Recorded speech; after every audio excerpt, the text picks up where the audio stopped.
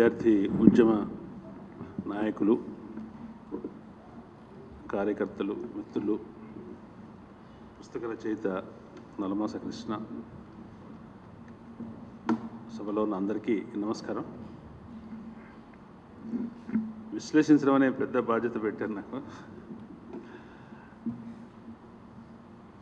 నిజానికి నాకు చాలా ఆనందం కలిగించిన విషయం ఇందాక కృష్ణ చెప్పినట్టుగా, ఈ పుస్తకం చూడంగానే చరిత్ర రచన మొదలైంది అనే సంతోషం కలిగింది. ఎందుకంటే రాష్ట్రం వచ్చిన తర్వాత ఉద్యమ చరిత్ర రచన అనే ప్రాజెక్ట్ ప్రభుత్వం వైపు నుంచి జరగలేదు, బయట నుంచి కూడా పెద్దగా ఆసక్తి చూపలేదు ఎవరు.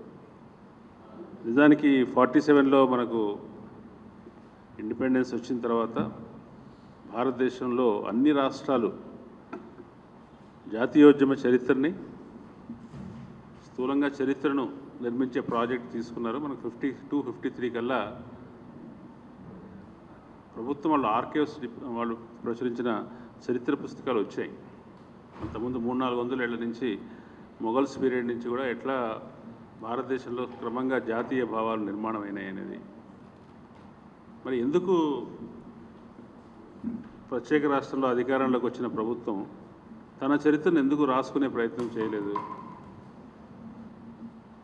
అనేది ఒక పెద్ద ప్రశ్న. రాసుకునే ప్రయత్నం చేయలేదు కానీ చరిత్రను నిర్ధారణ చేసే ప్రయత్నం చేశారు. అంటే ఉద్యమాన్ని మొత్తాన్ని అప్రధానం చేసి ప్రత్యేక రాష్ట్రం అనేది ఒకరి బుర్రలో పుట్టిందని, ఒకళ్ళ ఆలోచనని, ఒకళ్ళ ప్రయత్నమని, దాని వెనుక నేపథ్యం ఏమీ లేదని, త్యాగాలు ఉన్నాయి కానీ ఆ త్యాగాల కంటే కూడా రాజకీయంగా చేసిన సమీకరణే ముఖ్యమని, ఇట్లా రకరకాల అభిప్రాయాలు ఈ 10 సంవత్సరాల కాలంలో ఎస్టాబ్లిష్ అవుతూ వచ్చాయి. ఎస్టాబ్లిష్ చేస్తుంటే ఎవరైతే పవర్ఫుల్ వాయిస్ ఉందో వాళ్ళు చెప్తూ వచ్చారు. అందుకే ఏం జరిగిందనే చరిత్ర ప్రత్యామ్నాయం అంటాం, ఏదో ఏది ప్రత్యామ్నాయం, ఏది ఒరిజినల్, ఏది ప్రత్యామ్నాయం అనేది మళ్ళీ డిబేటబుల్. కానీ ఒక సంఘటన, ఒక క్రమము, ఒక పరిణామం జరిగినప్పుడు దాంట్లో ఉన్న అనేక పార్శ్వాల నుంచి ఆ పరిణామాన్ని కథనం చేయాల్సిన అవసరం ఉంటుంది. అన్ని రకాల నెరేటివ్స్ని మనం ప్రజల ముందు, పాఠకుల ముందు పెడితే, చరిత్ర ముందు పెడితే దాంట్లో అన్ని దృక్పథాల నుంచి ఒక సమగ్రమైన ఒక చరిత్ర దృక్పథం వచ్చే అవకాశం ఉంది. కాబట్టి ప్రతి ఒక్కళ్ళు కథ చెప్పాలి, ఏం జరిగిందనేది చెప్పాలి. ఏం జరిగిందని చెప్పకపోతే చాలా విషయాలు మిస్ అవుతాయి. పేర్లు మిస్ కావటం అనేది ఒక్కోసారి స్థలాభావం వల్ల మాత్రమే జరగదు. ఒక్కోసారి మనకి ఎవరు గుర్తుండాలి, ఎవరు గుర్తుండకూడదు అంటానికి ఒక ప్రోగ్రామింగ్ ఉంటుంది. మనం ఏది ముఖ్యం అనుకుంటున్నాం ఒక పోరాటంలో, ఒక ఉద్యమంలో, ఆ క్రమంలో మనతో వచ్చిన వాళ్ళనే మనం గుర్తుపెట్టుకుంటాం.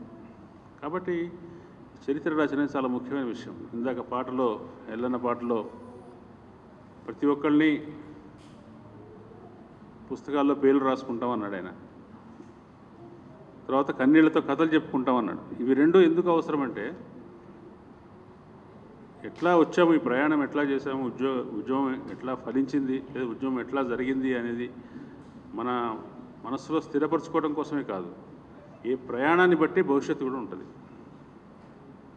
మనం త్యాగాల వల్ల, ఎందరో చేసిన ప్రయత్నాల వల్ల తెలంగాణ రాష్ట్రం సిద్ధించిందని మనం అనుకున్నామంటే,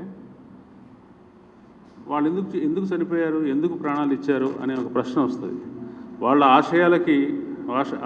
ఆశయాలు నెరవేర్చడం అనే ఒక కర్తవ్యం కూడా వస్తుంది. ఆ కర్తవ్యం మనల్ని నిర్దేశిస్తుంది. ఆ భారం లేకుండా ఉండాలంటే ఏం చేయాలంటే, ఎవరైతే ఈ త్యాగాలని వాటిని అప్రధానం చేస్తూ పోవాలి, ఉద్యమాన్ని అప్రధానం చేస్తూ పోవాలి. ఉద్యమం ద్వారా జరిగిన విజయం ఏదైనా కూడా ఒక బాధ్యతనిస్తుంది. ఆ బాధ్యతను తప్పించుకోవడానికి ఆ ఉద్యమాన్ని అప్రధానం చేయటం అనేది, మార్జినలైజ్ చేయటం అనేది, లేదంటే నామమాత్రం చేయటం అనేది జరుగుతుంది. అందువల్ల చరిత్ర రచన అనేది చాలా ముఖ్యమైన విషయం. మేము మీడియాలో ఉండి, మీడియాకున్న పరిమితులకు లోబడి తెలంగాణ ఉద్యమాన్ని చాలా ప్రత్యక్షంగా, సమీపంగా చూసాం. మనం చాలామంది చెప్తారు, మనం చెట్లను చూస్తూ అడవిని చూడటం మర్చిపోకూడదు, అడవిని మాత్రమే చూస్తూ చెట్లను చూడటం మర్చిపోకూడదు. మనకేంటి వార్తాపత్రికల్లో అనేక సంఘటనలు వార్తలు విడివిడిగా చెల్లాచెదురుగా కనిపిస్తాయి. ఒక సంఘటనకు ఒక సంఘటన క్రమాన్ని సంబంధాన్ని పత్రికలు చెప్పవు. అది మనం అర్థం చేసుకోవాలి, మన దృక్పథం నుంచి అర్థం చేసుకోవాలి.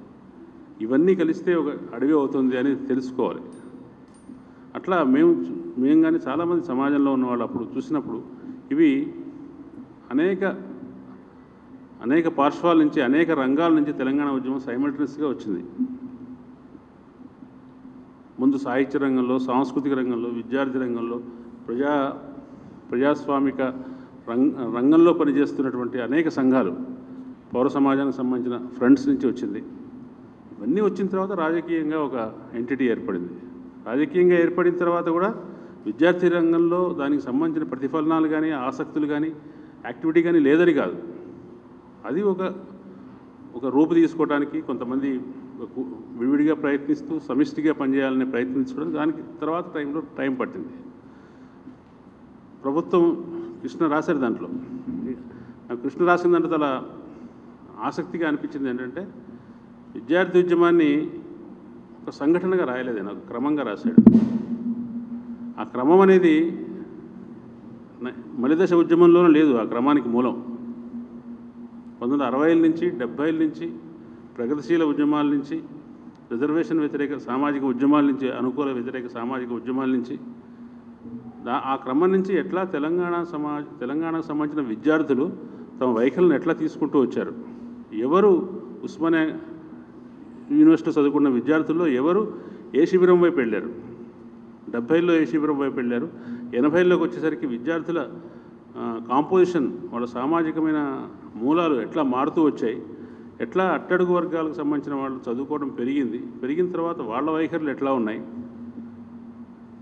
జనచైతన్య సమితి రిజర్వేషన్ల వ్యతిరేక నవచైతన్య సమితి అనుకుంటా కదా, రిజర్వేషన్ల వ్యతిరేకమైంది.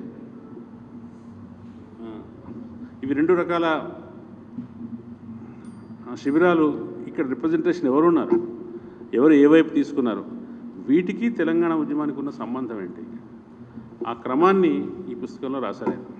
భారతదేశంలోని విద్యార్థి ఉద్యమాల దగ్గర నుంచి మొదలుపెట్టి తెలంగాణ ఉద్యమంలో విద్యార్థులు జేఏసీ ఏర్పాటు వెనకాల తెలంగాణ ఉద్యమ చరిత్ర కూడా, విద్యార్థి ఉద్యమ చరిత్ర కూడా స్థూలంగా ఇచ్చాడు ఆయన. ఆ స్థూలంగా ఇవ్వటంలో కేవలం అక్కడక్కడ కొన్ని మైలురాళ్లను ప్రస్తావించడం కాకుండా వాటి సామాజిక మూలాలను వివరిస్తూ అన్వయిస్తూ వచ్చారు. అది చాలా ముఖ్యం. చాలా ఆశ్చర్యం కలిగించిన విషయం ఏంటంటే, ఈ యూనివర్సిటీస్లో దానికి మీరు చూసారప్పుడు పబ్లిక్ యూనివర్సిటీస్లోనే మాత్రమే ఉద్యమం జరిగింది. ప్రైవేట్ యూనివర్సిటీస్ అప్పుడు లేవు, కానీ ప్రైవేట్ కళాశాలలో, వృత్తి కళాశాలలో ఎక్కడా కూడా ఉద్యమ వాతావరణం లేదు. కేవలం ప్రభుత్వ కళాశాలలో, ప్రభుత్వ యూనివర్సిటీస్లో మాత్రమే ఈ ఉద్యమ చైతన్యం ఉంది. ఇక్కడ ఎక్కువ మంది సామాజికంగా, ఆర్థికంగా చాలా అట్టడుగున డిప్రైవ్డ్ సెక్షన్స్ నుంచి వచ్చిన వాళ్ళు. ఈ డిప్రైవ్డ్ సెక్షన్ నుంచి వచ్చిన వాళ్ళు తెలంగాణ ఉద్యమంలో ఏం చూశారు, వాళ్ళు ఐడెంటిఫై అయిన ఆకాంక్ష ఏమిటి అనేది చాలా ఆసక్తికరమైన విషయం. మేము చాలా 96, 97లో సాహిత్య రంగంలో తెలంగాణ స్వరాన్ని వినిపించాలని కొంతమంది మిత్రులు అనుకుంటూ ఉన్న టైంలో మాకు నల్లగొండలో ఒక మిత్రుడి దగ్గర నుంచి ఎదురైన ప్రశ్న, అయితే మేము ఇప్పుడు ఇక్కడ పటేళ్ల పక్కన కూర్చొని జై తెలంగాణ అనాలనా అన్నాడు. అన్న తర్వాత మీకు తెలుసు గద్దర్ ఏమన్నారు మొదట్లో, అంటే భూమి కావాలి అనే డిమాండ్ పక్కన పెట్టి భూమి ఉన్నోళ్ళకి నీళ్లు కావాలనే డిమాండ్కి రావాలన్నా అన్నాడు. అంటే ఈ ప్రశ్నలు తెలంగాణ ఉద్యమం చాలా చైతన్యవంతంగా వేసుకున్నది. తెలంగాణ ఉద్యమంలో మున్ముందు ఈ సకల సమాజానికి సంబంధించిన ఉద్యమంగా ఇది పరిణమించడానికి ముందు అంతర్గతంగా తను అనేక ప్రశ్నలు వేసుకున్నది. ఇది ఎవరికి అంతిమంగా లాభం చెందుతుంది, ఇవాళ మనం భూస్వాముల పట్ల భూములున్న వాళ్లకు అనుకూలంగా వాళ్ళ అవసరాల కోసం, వాళ్ళ గ్రీవెన్సెస్ కోసం మనం ఫైట్ చేయాలన్నా, ఇవాళ మనం నిన్నటిదాకా మరి సామాజికంగా మనల్ని అణిచివేస్తున్నాడు అన్నాడు, వాడితో కలిసి మనం ఒక ఉద్యమ లక్ష్యాన్ని షేర్ చేసుకోగలమా, ఇటువంటి ప్రశ్నలన్నీ వచ్చినాయి. ఈ ప్రశ్నల్ని తెలంగాణ ఉద్యమం తన అంతర్గతంగా చర్చించుకొని ఒక సమాధానం తీసుకున్నది. చాలా చోట్ల మహబూబ్నగర్ లాంటి జిల్లా చోట మేము కనీసం మాకు భూమి ఇవ్వకపోతే మాకు నీళ్ళు అవసరం లేదు, కానీ భూమి ఉన్నోళ్ళకి నీళ్ళు ఇవ్వండి, మాకు ఇక్కడ పని దొరుకుతుంది అన్నారు. అంటే మన ప్రయోజనాలు, భూమి లేని వాళ్ళ ప్రయోజనాలు కూడా ఉద్యమంలో ఎట్లా ఉంటాయి అనేది క్రమంగా పరిమితంగానైనా తెలుసుకోవటం మొదలైంది. తెలుసుకొని ఇది కేవలం కొంతమంది కూడగట్టుకొని ఐక్య కార్యాచరణ సమితి ఏర్పరచుకోవడం కాదు, క్షేత్రస్థాయిలోనే తెలంగాణ ప్రజలలోనే అంతర్గత వైరుధ్యాన్ని పక్కన పెట్టి కామన్ మినిమం ప్రోగ్రామ్ ఏంటి, అందరికీ పనికొచ్చే లక్ష్యాలు ఏమున్నాయి, ఆ లక్ష్యాల మేరకు అందరూ కలిసి పనిచేద్దామనే ఒక స్పృహ వచ్చింది. ఆ స్పృహ వచ్చిన తర్వాతనే తెలంగాణ, గ్రామీణ తెలంగాణ యొక్క బిడ్డలే ఇక్కడ యూనివర్సిటీస్లో ఉన్నారు కాబట్టి అదే ఐక్య కార్యాచరణ స్ఫూర్తి ఇక్కడ రిఫ్లెక్ట్ అయిందని నాకు అనిపిస్తుంది. ఆ విషయాన్ని కృష్ణ కూడా అనేక రకాలుగా చెప్పారు. ఎవరు వీళ్ళు, వీళ్ళ మూలాలు ఏమిటి, తెలంగాణ విద్యార్థులు ఎక్కడి నుంచి వచ్చినారు, వాళ్ళ గ్రామంలో గ్రామీణ తెలంగాణ సంక్షోభం యూనివర్సిటీస్లో ఎట్లా ప్రతిఫలించింది. కాబట్టి ఈ తెలంగాణ సామాజిక చరిత్ర కూడా చాలా అవసరం. తెలంగాణ సామాజిక చరిత్ర, సాంఘిక చరిత్ర తెలిస్తే రాజకీయ చరిత్రను రాయగలం.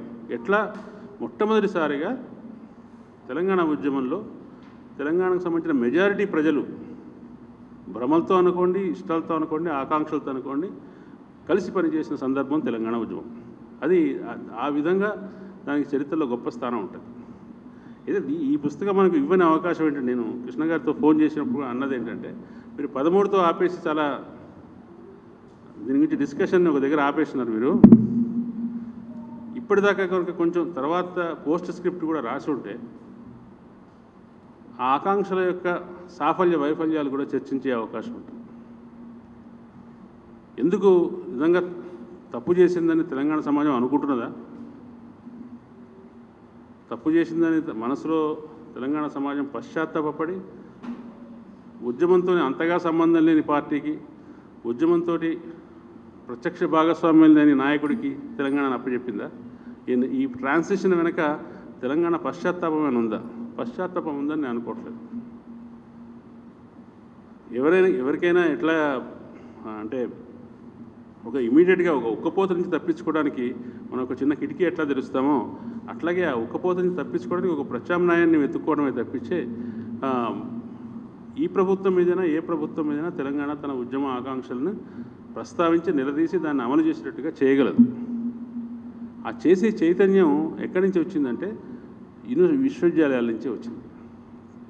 మాకు ఒక ఆశ్చర్యం కలిగేది, తెలంగాణకు ఆంధ్రాకు సరిహద్దు ఎక్కడుంది? ఎక్కడో ఉండాలి కదా, నాగార్జున సాగర్ దగ్గర, వాడపల్లి దగ్గర ఎక్కడో ఉండాలి.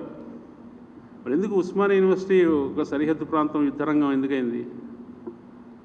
ఎందుకు డిజిగ్నేట్ చేసినారు ఇది ఉస్మానియా యూనివర్సిటీని ఒక వార్ జోన్గా?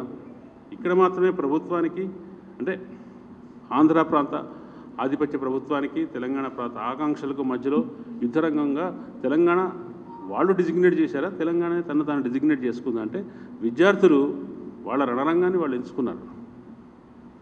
ఇక్కడి నుంచి నిలబడే, ప్రధానంగా ఇక్కడి నుంచి నిలబడే, అప్పుడప్పుడు పంజాగుట్ట చౌరస్తాలో కొన్ని యాక్షన్స్ చేసి ఉండొచ్చు, అసెంబ్లీ మీద ముట్టడికి వెళ్ళి ఉండవచ్చు, కానీ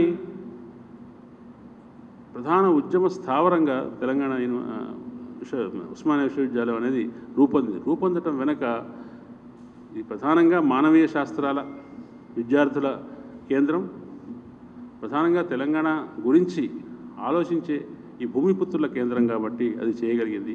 ఆ కనెక్షన్ని తెలంగాణ గ్రామానికి, తెలంగాణ భూమిపుత్రులకి, ఉద్యమకారులకు ఉండే సంబంధాన్ని చాలా ప్రతిభావంతంగా ఈ పుస్తకం చెప్పిందని నేను అనుకుంటున్నాను. చాలా చాలా ఘట్టాలు రాశారు దాంట్లో, కానీ నేను అనుకోవటం ఇది ఎంఫిల్ కావటం వల్ల దానికున్న లిమిటేషన్స్ వల్ల ఇంకా చాలా ఇన్సిడెంట్స్, చాలా సమావేశాలు, చాలా మైలురాళ్ళు దీంట్లో కావాల్సినంత స్పేస్ పొంది ఉండకపోవచ్చు. ఇంకా చాలా ఉన్నాయి. మీకు గుర్తుండి ఉంటుంది, సకల జనుల సమ్మె ఎప్పుడు కేవలం పేపర్లో వచ్చిన వార్తలు మాత్రమే తీసి జూలూరి గౌరీశంకర్ 2 పుస్తకాలు వేసాడు. ఎవరైనా దాని మీద కూర్చుంటే సకల జనుల సమ్మె ఎట్లా జరుగుతుంది రీసెర్చ్ చేయడానికి అది పనికొస్తుంది. అంటే పేపర్లో వచ్చిన వార్తలే. తెలంగాణ ఉద్యమాన్ని డాక్యుమెంట్ చేయడానికి నల్లమాస్ కృష్ణ లాంటి వాళ్ళు చేసింది కేవలం డాక్యుమెంటేషన్ కాదు, దృక్పథంతో కూడిన డాక్యుమెంటేషన్. అంటే ఈ ఉద్యమాన్ని ఎట్లా చూడాలి, ఆయన చెప్పిన దాంతో నేను పూర్తిగా ఏకీభవిస్తాను లేదని చాలాసేపు ఆలోచించాను. విద్యార్థుల చేతిలో నుంచి ఉద్యమాన్ని లాక్కోవటం కోసమే పొలిటికల్ జేఏసీ పెట్టారని అన్నారు. దాని గురించి ఇంకా నేను ఆలోచిస్తాను. అది నాకు అనిపిస్తుంది ఆంధ్ర ప్రాంత రాజకీయ రంగంలో దిగినందువల్ల దాన్ని కౌంటర్ చేయడం కోసం మాత్రమే తెలంగాణ ప్రాంత రాజకీయ రంగం వచ్చిందేమో, అందుకోసమే పొలిటికల్ జేఏసీ ఏర్పడిందేమో, అట్లా కూడా చూడాలేమో. కేవలం విద్యార్థుల నుంచి వేరే శక్తుల్లోకి పోకుండా పాలకవర్గ రాజకీయ పక్షాలు తమ చేతిలో ఉంచుకోవడం కోసం పొలిటికల్ జేఏసీ పెట్టారనే నిజం డిబేటబుల్, దాని మీద చాలా చర్చించాల్సిన విషయం. ఎవరెవరు ఎట్లా ప్లే చేశారు, ఎవరెవరి వాదనల వెనుక ఏ లక్ష్యం ఉంది, నిజంగా తెలంగాణ సమాజం అంతట్లోనూ కొంత సందేహము, కొంత హెజిటేషన్ ఇవన్నీ ఉన్నాయా? వాళ్ళ ప్రయోజనాలకి తెలంగాణ ఉద్యమానికి ఘర్షణ వాళ్ళు ఆ రోజుల్లోనే చూసారా అని చూసినప్పుడు అవన్నీ చాలా డిబేట్ చేయాల్సిన విషయాలని అనిపించింది. ఎందుకు రాష్ట్రం తీసుకొచ్చిన తర్వాత ఉద్యమ లక్ష్యాలని పక్కన పెట్టి వేరే ఎజెండాను, అసలు ఉద్యమ లక్ష్యాలని ముందుకు తీసుకెళ్ళటం అంటే ఒక రాజకీయ పార్టీ తన మీద ప్రజల ఆధిక్యాన్ని, ప్రజా చైతన్యం యొక్క ఆధిక్యాన్ని అంగీకరించడమే. ప్రజా చైతన్యం ఆధిక్యం మీద ఆధారపడకుండా తన సొంత ఇమేజ్ మీద, తన ప్రతిష్ట మీద ఆధారపడే రాజకీయాలు నడపాలనుకునే రాజకీయ నాయకుడు సహజంగానే ఉద్యమం యొక్క ప్రాబల్యాన్ని, ఉద్యమం యొక్క దాని ప్రైమసీని అంగీకరించడం. ఆ విధంగానే 10 ఏళ్ల నుంచి చాలా తొందరగానే ఉద్యమాన్ని అప్రధానం చేయడం కనిపిస్తుంది. దురదృష్టవశాత్తు తెలంగాణ ఉద్యమ సమాజం కూడా చాలా రిలాక్స్ అయిపోయింది. చాలా కాలం గడిచిన తర్వాత సెకండ్ టర్మ్లో మాత్రమే ఎందుకు ఇట్లా జరుగుతుంది అని ఒక అలర్ట్ అయింది తప్ప మొదట్లో దీన్ని పెద్దగా ఖాతరు చేయకుండా జరగనిచ్చింది. అది చాలా అన్యాయం చేసిందని అనుకుంటున్నాను. ఈ తెలంగాణ విద్యార్థి ఉద్యమ నాయకులు వాళ్ళు ఇప్పుడు రకరకాల చోట్ల పనిచేస్తున్నారు. 10 సంవత్సరాలు 15 సంవత్సరాలు అయింది వాళ్ళు పనిచేస్తున్నారు, తెలంగాణ సమాజంలో వ్యాపించారు. వాళ్ళు నిజాన్ని అనుకుంటున్న ఆ విలువలు ఇంకా కొనసాగిస్తారు, ప్రశ్నించే లక్షణాన్ని నిలబెడతారని నేను అనుకుంటున్నాను.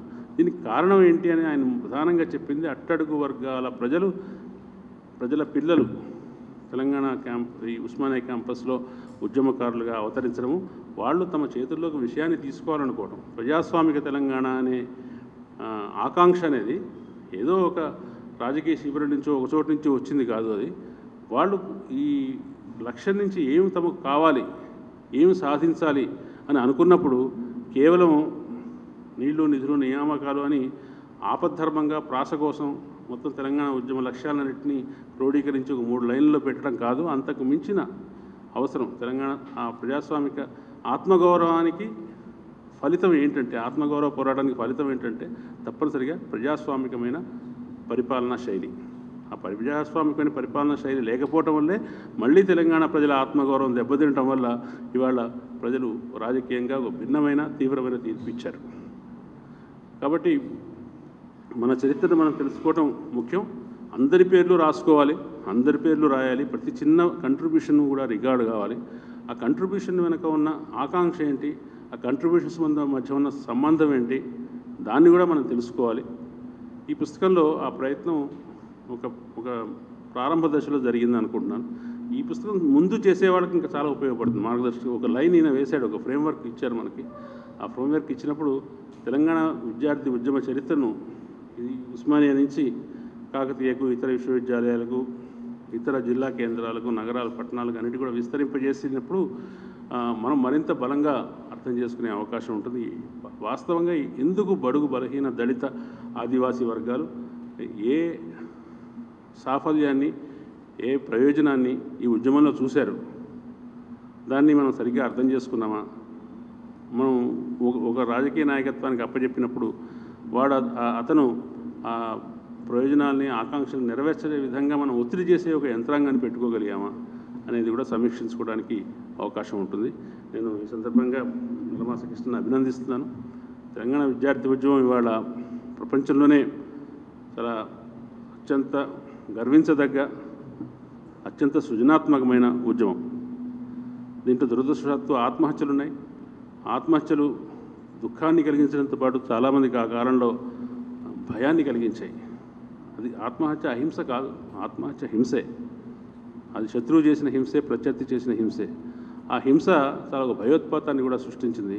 ఆ భయోత్పాతం మన సమాజంలో సృష్టించింది, అవతల పక్షంలో వాళ్ళను సృష్టించింది. కాబట్టి తెలంగాణ ఇవ్వక తప్పని పరిస్థితి ఏర్పడింది. రాజకీయ నాయకత్వం మీనమేషాలు లెక్కిస్తూ చాలా నెమ్మదిగా లాబియింగ్ ద్వారా మాత్రమే వచ్చిందని చెప్పుకోవడానికి వీలుగా ప్రయాణం చేస్తున్నప్పుడు ఆ ఉద్యమం యొక్క కోర్స్ కరెక్షన్ చేయడం కోసం ఆత్మహత్యలు అనే మార్గాన్ని అనుసరించటం, అది ప్రజాప్రతినిధుల మీద మొత్తం రాజకీయ రంగం మీద ఒత్తిడి తీసుకురావటం మనం చూస్తాం.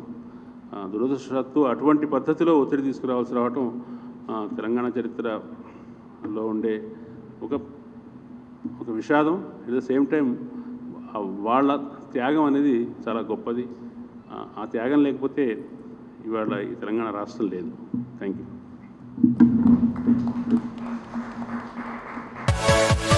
Yeah.